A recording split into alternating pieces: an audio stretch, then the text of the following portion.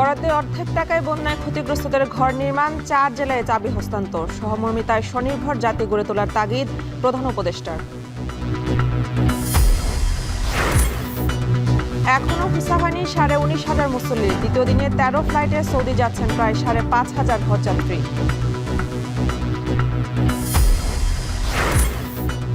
নারী কমিশনের প্রস্তাব নিয়ে ইসলামী দলগুলোর জাতীয় সেমিনার, ইসলাম বিরোধী সুপারিশ বাতিল ও জড়িতদের শাস্তি দাবি।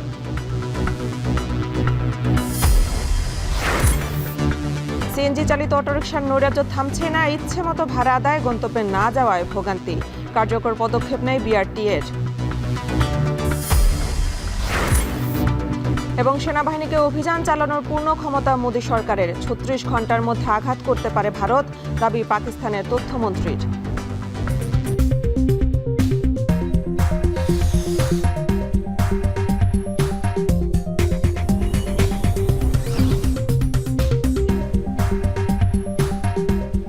স্বাগত। এখন ঢাকায় পুরো আয়োজন জুড়ে সঙ্গে আছে আমি মেহেরিন অ্যানি। বরাদ্দের অর্ধেক টাকায় বন্যায় ক্ষতিগ্রস্তদের ঘর নির্মাণ প্রকল্প বাস্তবায়িত হয়েছে বলে জানিয়েছেন প্রধান উপদেষ্টা ডক্টর মোহাম্মদ ইউনূস। বুধবার প্রধান উপদেষ্টার তেজগাঁওয়ের কার্যালয়ে ভার্চুয়ালি অনুষ্ঠানের মাধ্যমে 4 জেলায় এসব ঘর বিতরণ করা হয়। এ সময় চট্টগ্রাম, ফেনী, নোয়াখালী ও কুমিল্লা জেলা থেকে উপকারভোগীদের চাবি হস্তান্তর করা হয়। প্রতিটি জেলা থেকে একজন করে উপকারভোগী তাদের অনুভূতি প্রকাশ করেন। ডক্টর মোহাম্মদ ইউনূস বলেন, দুর্নীতি ঠেকাতে এবার আশ্রয়ণ প্রকল্পের কাজ সেনাবাহিনীকে দেয়া হয়। গুণগত মান নিশ্চিত করে প্রকল্পের জন্য বরাদ্দ টাকার অর্ধেক খরচে কাজ সম্পন্ন করে তারা। এক্ষেত্রে তারা সৎ দৃষ্টান্ত স্থাপন করেছে বলেও জানান প্রধান উপদেষ্টা। সহমর্মিতার মাধ্যমে স্বনির্ভর জাতি গড়ে তোলা সম্ভব বলে জানান তিনি।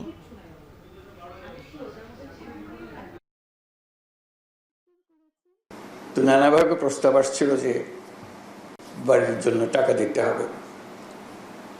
তো টাকা দেওয়ার ব্যাপারে আমি একটু শক্ত অবস্থান নিচ্ছিলাম। বলে যে টাকা দিতে গেলে এই টাকার ভাগ বাটোয়ারা অনেক রকম হয়ে যাবে, আসলে যাদের প্রাপ্য তাদের হাতে সেই টাকা পৌঁছবে কিনা। তখন একটা প্রস্তাব আসছিল যে আশ্রয়ণ প্রকল্পের মাধ্যমে করা। টাকাটার সঠিক ব্যবহার হয়েছে এবং ঘরটাও সঠিকভাবে নির্মাণ হয়েছে। অনেক সময় টাকা ব্যবহার হলেও গুণগত মান ঠিক হয় না। আজকে গুণগত মানের ব্যাপারেও আশ্বস্ত হলাম এবং টাকাটা যে ব্যবহার হয়েছে, আমরা যে টাকা দিয়েছিলাম তার অর্ধেক টাকাতে কাজটা করেছে। ওটা উল্টো খবর। সাধারণত যে টাকা দেওয়া হয় তার থেকে দ্বিগুণ আবার চাওয়া হয়। এটা যা দেওয়া হয়েছিল তার অর্ধেক ব্যবহার হয়েছে। কুমিল্লায় বন্যায় ক্ষতিগ্রস্তদের মাঝে হস্তান্তর করা হয়েছে আবাসন প্রকল্পের ঘর। সেনাবাহিনীর তত্ত্বাবধানে নির্মিত হয় আবাসন প্রকল্পের ঘরগুলো। এ নিয়ে আরও জানাতে চৌদ্দগ্রাম উপজেলার গোলপাশা ইউনিয়নের কোমাল্লা গ্রাম থেকে যুক্ত হচ্ছেন সহকর্মী মাসুদ আলম। মাসুদ, কুমিল্লায় কতজনের মাঝে ঘর হস্তান্তর করা হয়েছে? এ নিয়ে সুবিধাভোগীদের প্রতিক্রিয়া কি দেখছেন জানাবেন।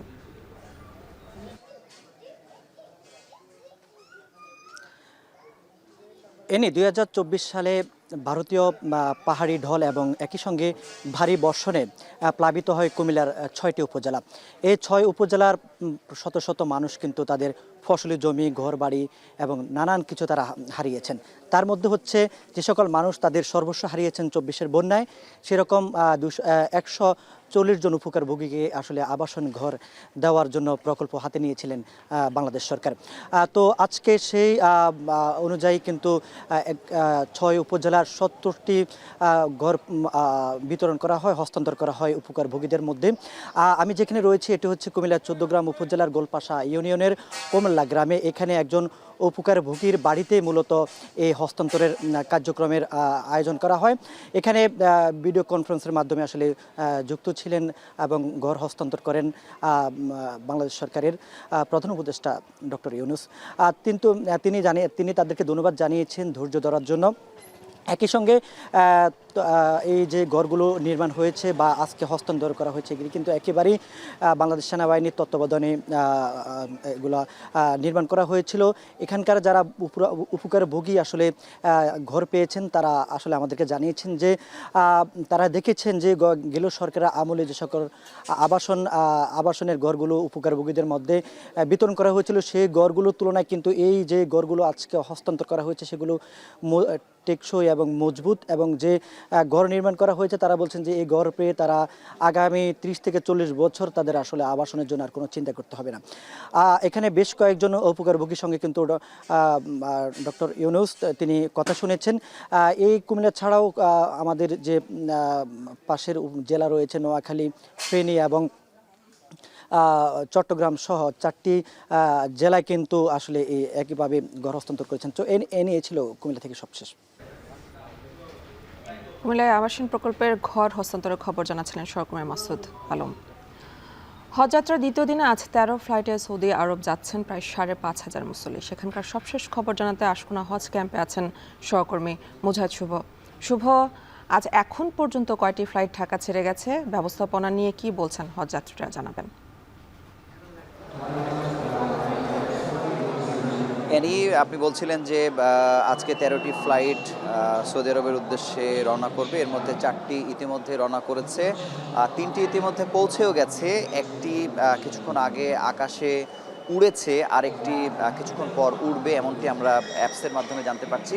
তবে হজ অফিস বলছে যে আজকে সর্বোচ্চ সংখ্যক যাত্রী সৌদি আরবের উদ্দেশ্যে রওনা হয়েছেন বা হবেন সে সময় পর্যন্ত। তবে এখন পর্যন্ত আমরা যাত্রীদের সঙ্গে কথা বলে কাউকে পেয়েছি যাদের হয়তো স্বামীর ভিসা হয়েছে, স্ত্রীর হয়নি, তাই দুজনই তারা যাচ্ছেন না, বা স্ত্রীর ভিসা হয়েছে, স্বামীর হয়নি, এরকম কারণে অনেক ধরনের জটিলতা যেতে পারছেন না। গতকালকে সবশেষ তথ্য পর্যন্ত 30 জন এই জটিলতার মধ্যে পড়েছে, যাদের মধ্যে 20 জনেরই ছিল ভিসা জটিলতা, 10 জন ছিল মারহাম বা পরিবারের অন্য সদস্য যেতে পারেননি, তাই তিনি স্বেচ্ছায় যেতে চাননি। এখন পর্যন্ত আজকের দিনে এই ধরনের সমস্যার মধ্যে রয়েছেন 106 জন, যাদের কিছু সংখ্যক মানুষের ভিসা জটিলতা আছে, কিছু সংখ্যক পরিবারের সদস্যরা আজকে কেউ ভিসা পাননি বলে তারা হয়তো যেতে পারছেন না বা যাবেন না। তবে কোনো ফ্লাইটে 1টি 2টি 5টি মিলে বলা যায় যে 5-এর অধিক আসন ফাঁকা যাচ্ছে বলে হজ অফিসের পক্ষ থেকে জানানো হয়েছে। তবে যে খবরটি আমরা বলছি যে এখন পর্যন্ত 19,000 জনের ভিসা হয়নি, এটি হচ্ছে একটি পর্যায়ক্রমিক অবস্থা, এটি আস্তে আস্তে হতে থাকবে। তবে সারা পৃথিবীব্যাপী 18 এপ্রিলের মধ্যে সবার ভিসা সম্পন্ন হওয়ার কথা ছিল, যেটি প্রতি বছর এই ধরনের সংকট হয়ে থাকে, এবারও সেটি হয়েছে। তবে আমরা সাধারণ যাত্রীদের সাথে বা হজের উদ্দেশ্যে যারা রওনা হয়েছেন তারা বলেছেন যে কেউ আগের বার অন্য কারোর সাথে হজ করেছেন, বা কেউ ইতিপূর্বে আগে হজ করেছেন। অন্যান্য বারে যে ধরনের জটিলতা ছিল, বাড়ি ভাড়াকে কেন্দ্র করে, ভিসাকে কেন্দ্র করে যে ধরনের সমস্যা ছিল, সেই সমস্যাগুলো এবার অনেকাংশেই কম, এবার অনেকটা নির্বিঘ্নে তারা যেতে পারছেন। তবে এতটুকু সমস্যাও তারা আসলে ফেস করতে চান না, তারা বলছেন যে এটি আরও নির্বিঘ্ন করা যেত, যেহেতু অনেক আগে থেকেই সরকার খুব ভালোভাবে প্রস্তুতি সম্পন্ন করেছে। তো এই ছিল এখানকার সবশেষ খবর। অ্যানি, হজযাত্রার দ্বিতীয় দিনের খবর জানাচ্ছিলেন সহকর্মী মুজাহিদ শুভ। আরএফএল ওয়াটার পাম্পের অটো থার্মাল টেকনোলজি, যা বেশি হিটে নষ্ট হয় না, শতভাগ মসৃণ ব্রাশ ইম্পেলার নিশ্চিত করে অধিক পানির flow. RFL water pump on করলে পানির তুফান। রাজধানীতে নিবন্ধিত সিএনজি চালিত অটোরিকশার সংখ্যা 21,000। যাত্রী কল্যাণ সমিতি বলছে 75% মিটারে চলছে না, আর 92% চালক যাত্রীদের পছন্দের গন্তব্যে যেতে রাজি হন না। চালকদের রয়েছে ভিন্ন অজুহাত। এ ব্যাপারে বিআরটিএ কর্তৃপক্ষের মন্তব্য পাওয়া যায়নি। মালিক চালকদের এই দৌরাত্মে চিত্র তুলে ধরেছেন জাবেদ আব্দুল্লাহ।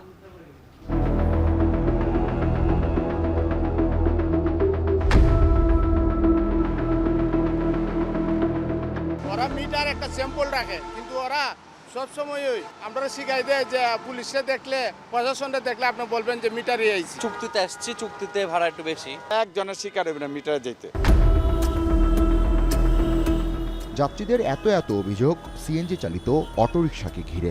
নগর জুড়ে এ বাহন নিয়ে সাধারণের অভিযোগের পাল্লা বেশ ভারী। ভোগান্তি, স্বেচ্ছাচারিতা, হয়রানির এ বয়ান মোটেও নতুন কিছু না। এই শহরের সকল নিয়মকানুনকে উপেক্ষা করে একরকম বৃদ্ধাঙ্গুলি দেখিয়ে দিনের পর দিন বাধাহীনভাবে চলছে সিএনজি অটোরিকশা।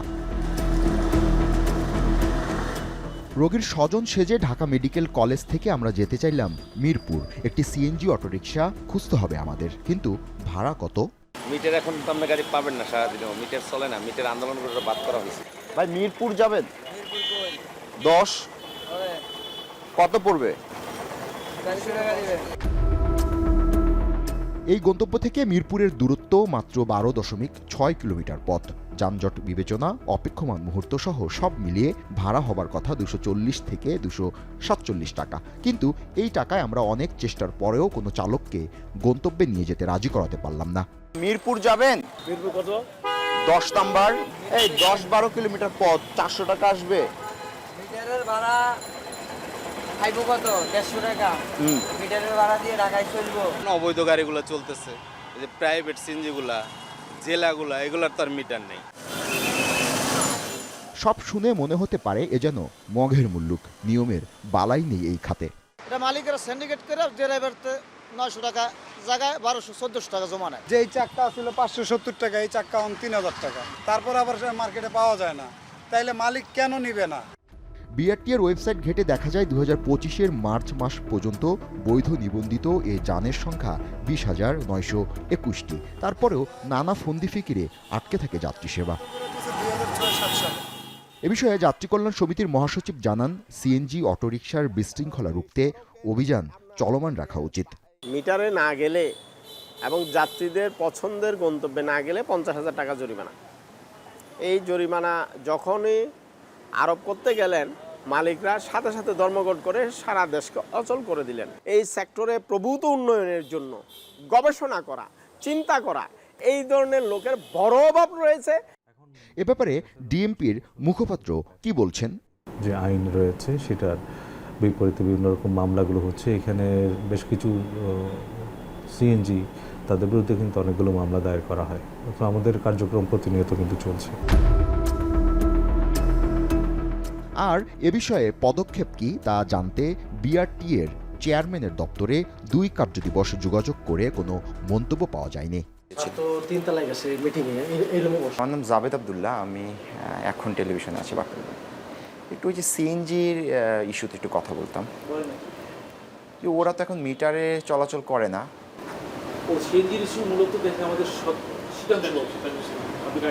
চেয়ারম্যান হিসেবে আপনি অনেকের ধারণা চালকরা ইচ্ছে করে মিটার বন্ধ করে রাখেন। দেশে 2002 সালে পরিবেশ দূষণের কথা বলে 2 স্ট্রোক বেবি ট্যাক্সিকে তুলে দিয়ে সিএনজি চালু করে তৎকালীন সরকার।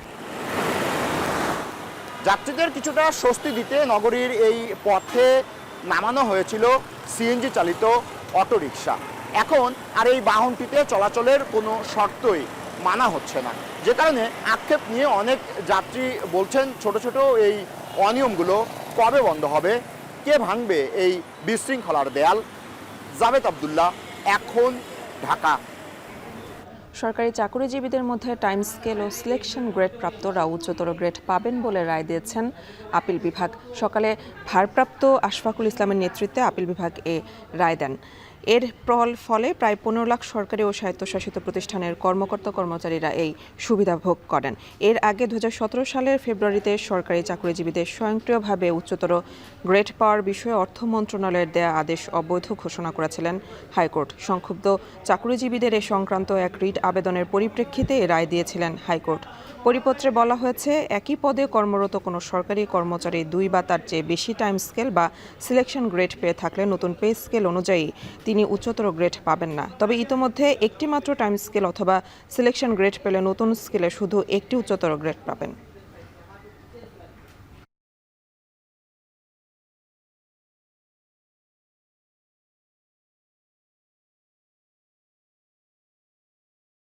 কুর্মিটোলায় বিমান বাহিনীর বার্ষিক মহড়া আকাশ বিজয় চলছে। সেখানে আছেন সহকর্মী হাসিব বিল্লাহ, সরাসরি চলে যাচ্ছে সেখানে।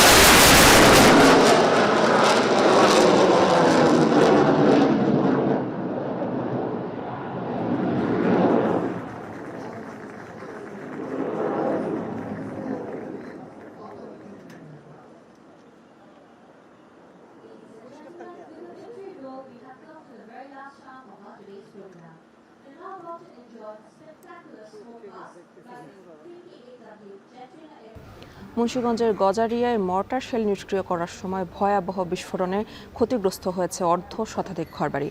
আতঙ্কিত এলাকাবাসী। তাদের অভিযোগ, শেলটির ধ্বংসাত্মক ক্ষমতা বিবেচনায় না নিয়েই বসতবাড়ির পাশেই বিস্ফোরণ ঘটিয়েছে আইনশৃঙ্খলা বাহিনী। সাজিদ আরাফাতের প্রতিবেদনে বিস্তারিত।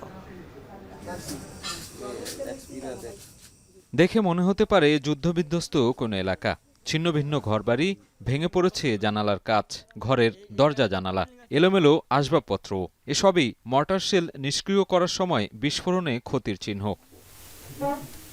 মঙ্গলবার রাত ৮টার কিছু আগে মুন্সিগঞ্জের গজারিয়ার প্রত্যন্ত গ্রাম আড়ালিয়ায় মাটির নিচে পাওয়া মর্টার শেল নিষ্ক্রিয় করে বোম্ব ডিসপোজাল ইউনিটের সদস্যরা। এ সময় বিকট শব্দে বিস্ফোরণ ঘটে। মুহূর্তেই কেঁপে ওঠে আশপাশের এলাকা। লণ্ডভণ্ড হয়ে যায় অর্ধশত ঘরবাড়িসহ ব্যবসা প্রতিষ্ঠান। আতঙ্কিত হয়ে পড়েন শিশু, নারীসহ এলাকাবাসী। মারা যায় বেশ কিছু গবাদি পশুও। আমার সব শেষ, আমার ঘর তুসমাস হয়ে গেছে, ঘরের ফার্নিচার সব শেষ হয়ে গেছে স্যার। এখন আপনার কাছে আবেদন, আমি দিন আনি দিন খাই। ঘর বাইরে ভেঙে গেছে, যে দোকানপাট, এই যে এখানে গরুর খামার আছে, গরু মনে হয় মারা গেছে, 2টা না 3টা মারা গেছে।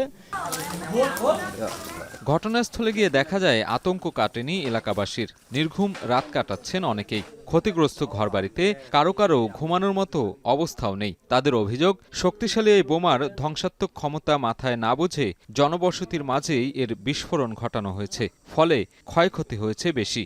ঘরে ঢুকে দেখি ঘরের ভিতরে যা ছিল সব শেষ। উপরের চাল, এই বেড়া, টিন, সুকেস, আলমারি সব ক্ষয়ে গেছে একদম। যে রাত্রের যে রাত কাটাবো, একটু ঘুমাবো, সেই জায়গার পর্যন্ত নেই। গ্রামের মাঝখানে তারা জেনে শুনে, জানে ক্ষতি হবে, তারা জেনে শুনে গ্রামের মাঝখানে এটা বোমটাকে ডিসপোজ করলো। তো এই ক্ষয়ক্ষতির দায় কে নেবে? ইউনো প্রশাসন বলছে যে এটা করবে, কিন্তু ওই রকম কোনো বাণী দিয়ে যায় নাই যে আমরা ওই ভরসায় থাকবো। মর্টার শেল বিস্ফোরণের ভয়াবহ অভিজ্ঞতার শিকার হলো মুন্সিগঞ্জের গজারিয়ার আড়ালিয়া গ্রামের শতাধিক পরিবার। মর্টার শেল বিস্ফোরণের সময় এখানকার টিনের চাল উড়ে যাওয়া, সিলিং ফ্যান খুলে যাওয়া কিংবা জানালার গ্রিল পর্যন্ত উড়ে যাওয়ার ভয়াবহ অভিজ্ঞতা হয়েছে এখানকার মানুষের। তবে এমন আকস্মিক ক্ষতির কোনো ধরনের অতীত অভিজ্ঞতা তাদের ছিল না। এখন তারা ক্ষতিপূরণ দাবি করছেন। স্থানীয়রা জানান, গত সোমবার এ এলাকায় জমির মাটি কাটার সময় পাওয়া যায় একটি অবিস্ফোরিত মর্টার শেল। পরে আইনশৃঙ্খলা বাহিনীকে খবর দিলে সেটি নিষ্ক্রিয় করার উদ্যোগ নেওয়া হয়। বিস্ফোরিত মর্টার শেলটি মুক্তিযুদ্ধের সময়কার নাকি তারও আগের, সে বিষয়ে কোনো সুনির্দিষ্ট তথ্য মেলেনি। সাজিদ আরাফাত, এখন মুন্সিগঞ্জ। রাজধানীর মোহাম্মদপুর, আদাবর ও বসিলায় অভিযান পরিচালনা করছে রাজুকের মোবাইল কোর্ট। এ নিয়ে সবশেষ খবর জানাতে সরাসরি যুক্ত হচ্ছেন ফরহাদ হোসেন। ফরহাদ, অভিযানে আজ কি কি অনিয়ম পাওয়া গেছে, কি ব্যবস্থা নেওয়া হচ্ছে অনিয়মকারীদের বিরুদ্ধে জানাবেন।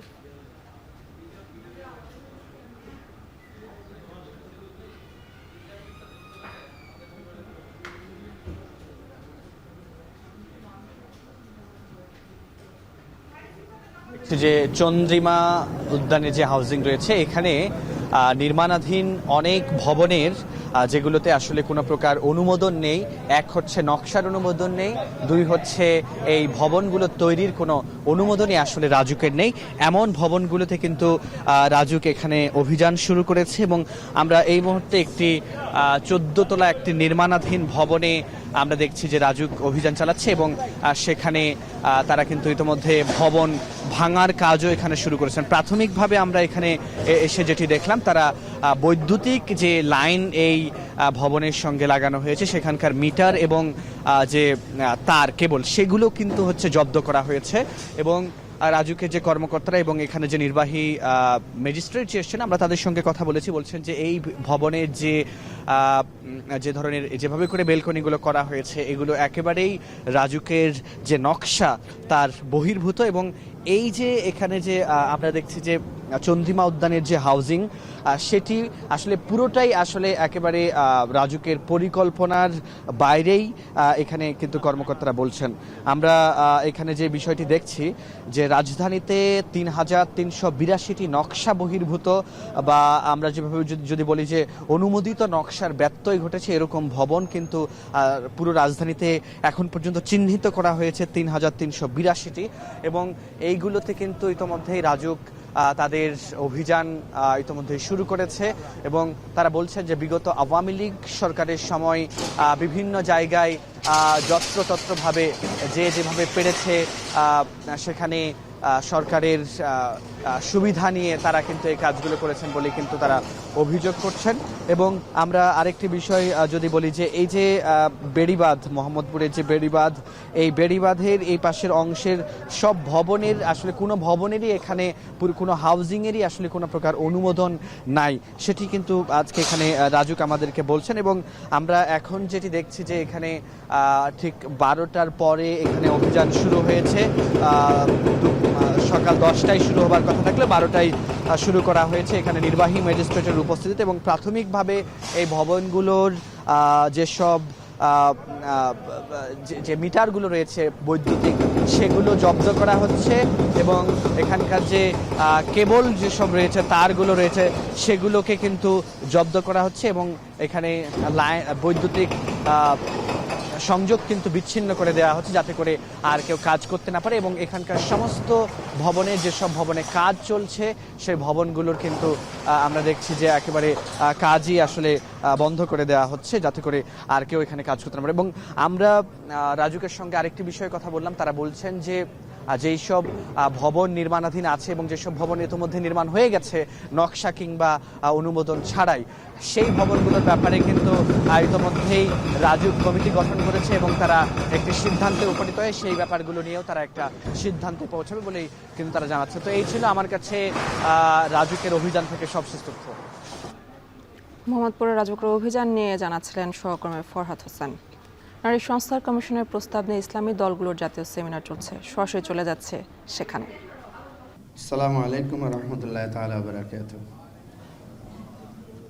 এত বিদগ্ধ আলেমদের মধ্যে আমার নিজেকে খুব ছোট মনে হচ্ছে এবং কিছুটা শরীর কাঁপছে। এই যে আমাদের মধ্যে এই বিভেদ, সমাজের একটা শ্রেণী চায় যে আধুনিকতা প্রগতির নাম করে ইসলামকে মুখোমুখি দাঁড় করানোর। এই প্রবণতাটা আজকে নতুন না। এর কারণটা কি? আমরা যদি এর গভীরে যাই আমরা দেখব এর একটা গভীর কারণ আছে যেটা আমরা একটু চিন্তা করলে বুঝতে পারব। আমাদের সমাজ থেকে নিচ থেকে দুইটা মৌলিক জিনিস তৈরি হচ্ছে। দেখবেন আমাদের সমাজে প্রত্যেক পাড়ায় মহল্লায় মসজিদ আছে, মক্তব আছে, মাদ্রাসা আছে, নুরানি আছে, ইসলামী সাহিত্য আছে, কোরআন আছে, হাদিস আছে, তাফসির আছে। এর উপর ভিত্তি করে গজল আছে, হামদ আছে, নাত আছে, ইসলামী নাটক, ইসলামী জলসা, ওয়াজ মাহফিল।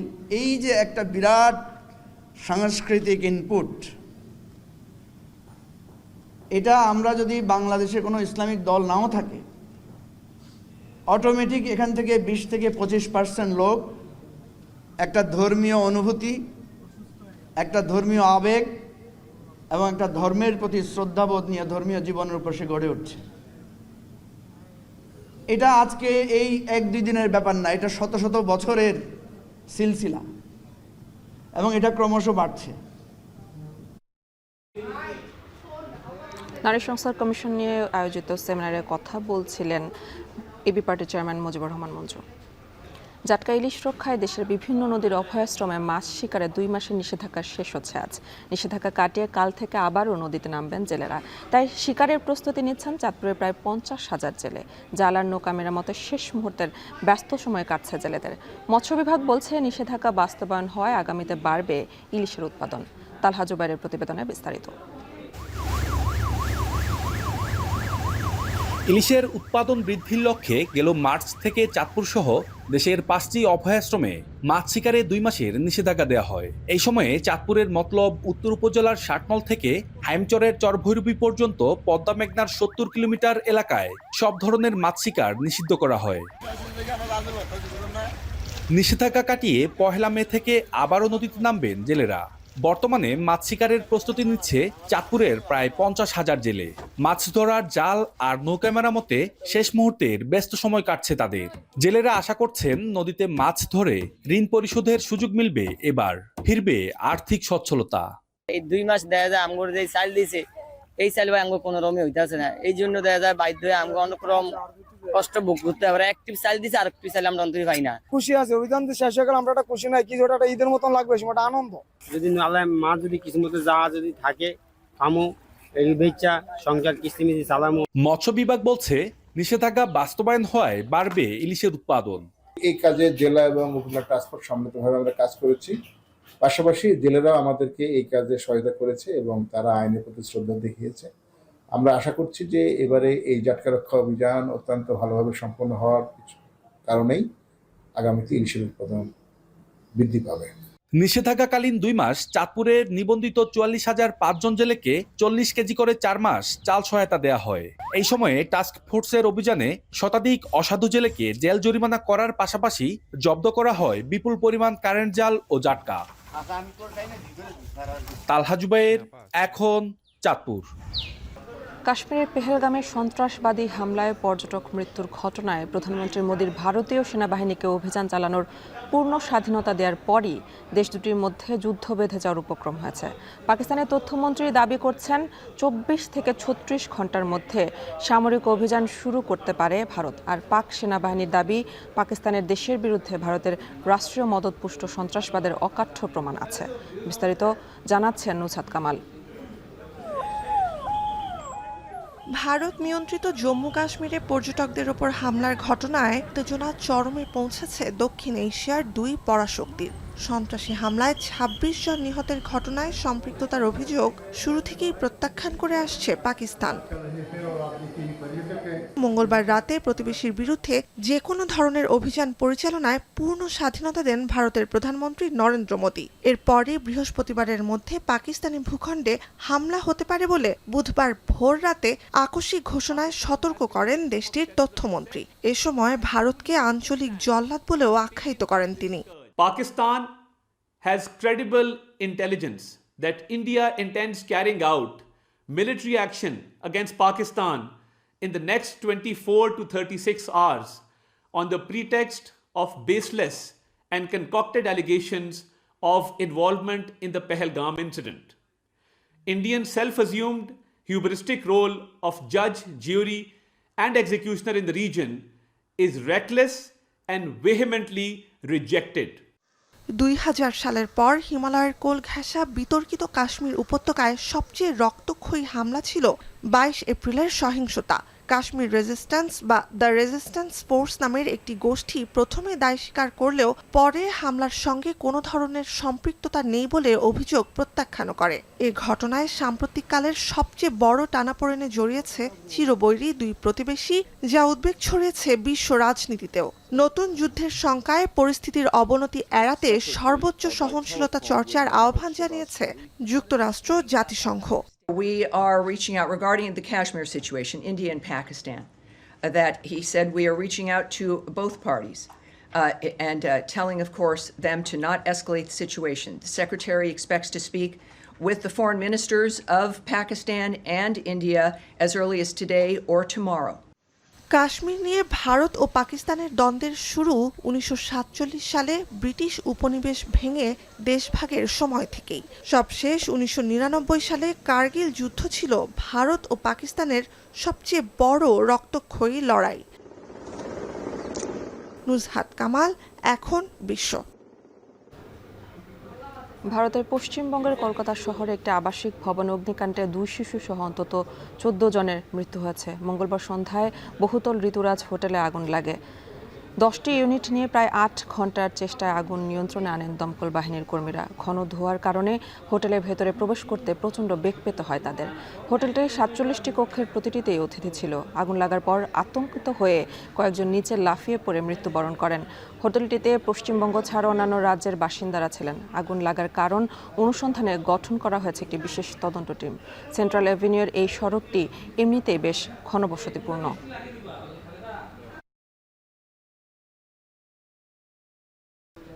চট্টগ্রাম টেস্টের খবর জানাচ্ছিলেন সহকর্মী শোয়েব রহমান। বিশ্বকাপকে সামনে রেখে পাকিস্তানের বিপক্ষে 5 ম্যাচের টি-20 সিরিজ খেলবে বাংলাদেশ। পাকিস্তানের মাটিতে আগামী 25 মে মাঠে গড়াবে সিরিজের প্রথম ম্যাচ। পাকিস্তান ক্রিকেট বোর্ড আনুষ্ঠানিক বিবৃতিতে প্রকাশ করেছে সিরিজের সূচি, যেখানে জানানো হয় 5 ম্যাচের টি-20 সিরিজ খেলতে আগামী 21 মে পাকিস্তানের ফয়সালাবাদে পৌঁছাবে বাংলাদেশ। সেখানে 25 এবং 27 মে অনুষ্ঠিত হবে সিরিজের প্রথম 2 ম্যাচ। এ নিয়ে প্রায় 17 বছর পর ফয়সালাবাদের ইকবাল স্টেডিয়ামে আন্তর্জাতিক ক্রিকেট ফেরালো পাকিস্তান। এরপর লাহোরের গাদ্দাফি স্টেডিয়ামে 30 মে, 1 জুন ও 3 জুন অনুষ্ঠিত হবে বাকি 3 খেলা। 4 জন দেশে ফেরার কথা রয়েছে নাজমুল হোসেন শান্তদের।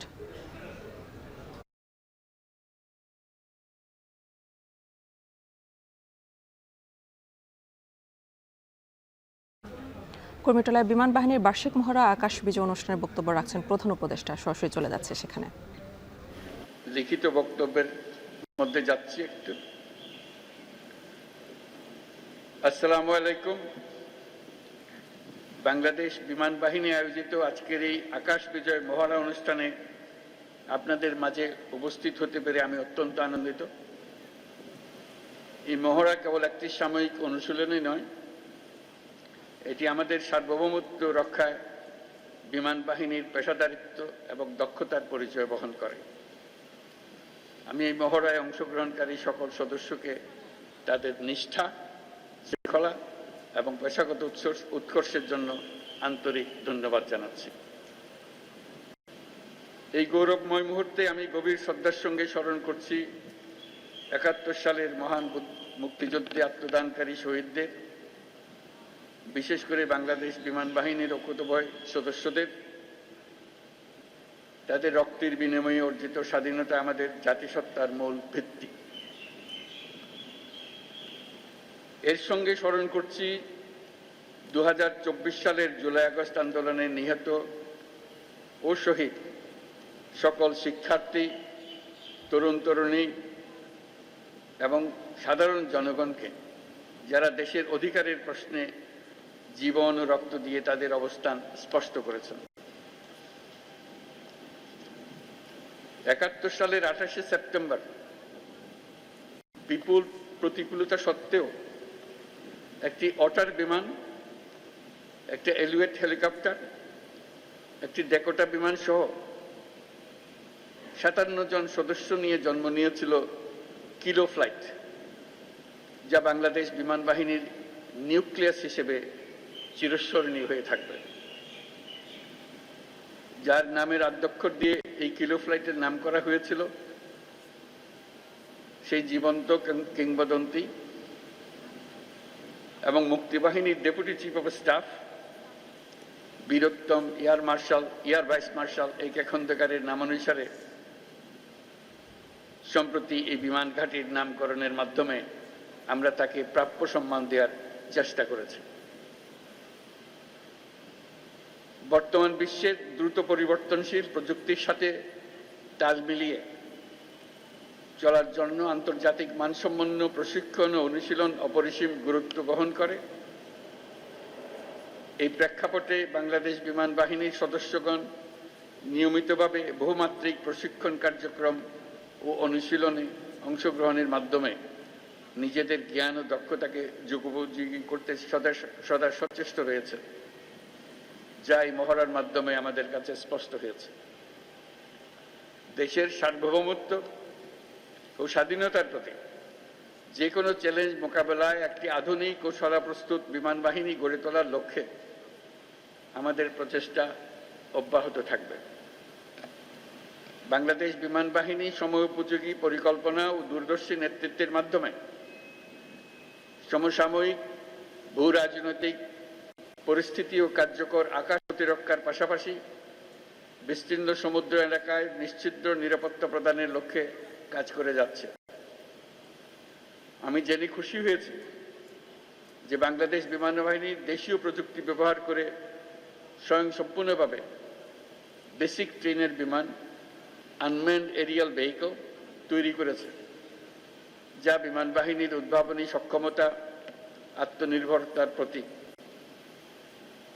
বিমান বাহিনীতে ভবিষ্যতে অত্যাধুনিক যুদ্ধ বিমান, হেলিকপ্টার, পরিবহন বিমান, radar, surface to air missile, UAV সংযোজনের জন্য সরকার বিমান বাহিনীকে সর্বোত্তম সহযোগিতা প্রদান করবে।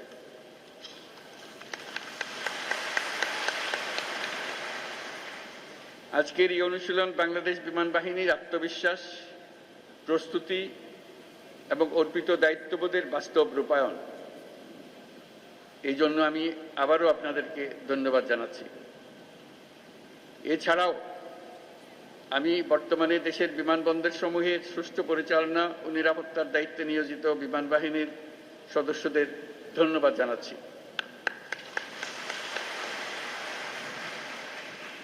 পরিশেষে আমি বিমান বাহিনীর সকল সদস্যদের প্রতি যুগোপযোগী ক্ষমতা অর্জন, দক্ষতা অর্জন এবং পেশাগত কারিগরি সক্ষমতা বৃদ্ধির প্রতি অব্যাহত মনোযোগ বজায় রাখার আহ্বান জানাচ্ছি। দেশপ্রেম ও পেশাদারিত্বই আগামী দিনের নিরাপদ ও সমৃদ্ধ বাংলাদেশ গড়ার মূল ভিত্তি। আমাদের সকলের ঐক্যবদ্ধ প্রচেষ্টায় আমরা একটা নিরাপদ, উন্নত ও শক্তিশালী বাংলাদেশ গড়ে তুলব ইনশাল্লাহ। আপনাদের প্রতি জাতির আস্থা ও ভালোবাসা অটুট থাকুক, এই কামনা করে আমার বক্তব্য শেষ করছি। মহান আল্লাহ আমাদের সহায় হোক। আল্লাহ হাফেজ। বিমান বাহিনীর বার্ষিক মহড়ার কথা বলছিলেন প্রধান উপদেষ্টা ডক্টর মোহাম্মদ ইউনূস। শেষ করছে এখন ঢাকা।